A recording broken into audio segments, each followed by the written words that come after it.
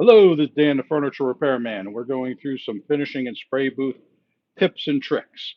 We're going to go quick. We have 14 of them, and I'm going to talk real fast. Cabinet doors, we hang them on coat hangers on these rolling racks. We hang them with these little clips. They're spring clips. They cost about $1 a piece. Everything we're going to put links below so you'll be able to find them. It's a great investment. You can buy 10 of them. You can buy 20 of them. We bought 100 of them, and we've never regretted the decision. After that, we're going to take a look at our cabinet draw faces. Now, we do those different. We don't hang them.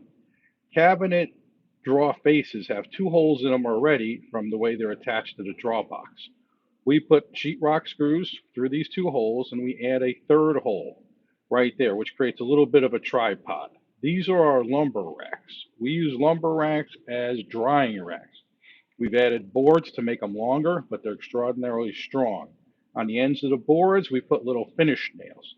These finish nails we can take in or out. The reason why we use finish nails is when we refinish things two sides, we don't want them laying on the rack. They just sit on those little finish nails, and we have much less damage to our pieces. This is a hanging bar we have in our spray booth. So when we hang things, we can spin it around. We can hang more than one thing at once. Our hoses are all up in the air. This keeps them off the ground. It keeps them clean. Lots of light. You need light if you're finishing. This is basically a swivel chair base. What we did was take the seat off, put on a piece of plywood. It rolls around. It spins around. It's a great little dolly. Then we take little bits of plywood. We put a couple screws in them, and we use them to put our pieces on. This is my finished bench. It's a mess, but I work hard. I cover it in tin foil and tape it down. The tin foil wipes clean with acetone.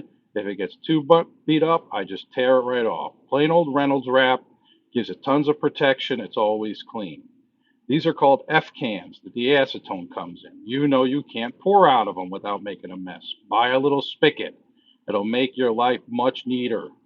This is a really important thing. This is called a wine thief. They use it for getting wine out of big casks. I use it for getting things out of the F cans when I only need little bits of it. You just slide it in the can, you put your thumb over the end, it creates a little bit of a vacuum, it'll hold the liquid in there, and you can take out as little bit as you want without trying to pour it out of that silly can and pouring it all over your bench or your floor. This is a big savings. Most of this material now, you're up at around $50, $60 a gallon. I don't even know what a drop costs, but it's probably expensive. We try not to spill it anymore.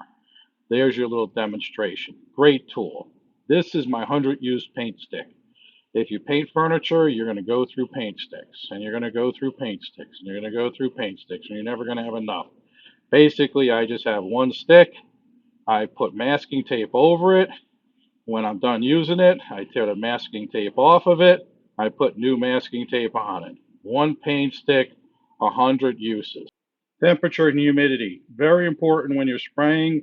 Learn to pay attention. This is a few bucks. Get it and set it on your bench. Paper plates. I use them as paint palettes. I use them for a lot of things. I'll mix my colors on them. They're disposable. They tend to be a little bit liquid resistance. This is our touch-up powders. We also use them when we're doing repairs on tops that are freshly varnished, and we don't want to slide things around on the fresh varnish. Color selection. Color is one of those things, if you don't get it right, you're going to end up with a very unhappy customer. We use a couple different stain decks. This is Mohawk Ultra Penetrating Stain. It's a dye stain. You can use it as a stain, and you can mix it in with lacquer and create a toner. It's a great product. There's a ton of colors. The names are on the back. We also use Trans-Tint dyes. Very versatile. You can make a stain out of it. You can mix it with water. You can mix it with alcohol. You can mix it with acetone. And you can use it to tint your varnishes. Very versatile product. What I like to do is lay all the chips out for the customer, tell them to take up and put in a box the colors they don't like. Whatever's left gives them 2 or 3 choices of the colors they do like. This helps them get to a choice much faster than having them search through. That'll do it for this video. 14 tips under 5 minutes. Hope some of it was useful to you. Any questions or comments, put them below. I'll try and pay attention and answer them.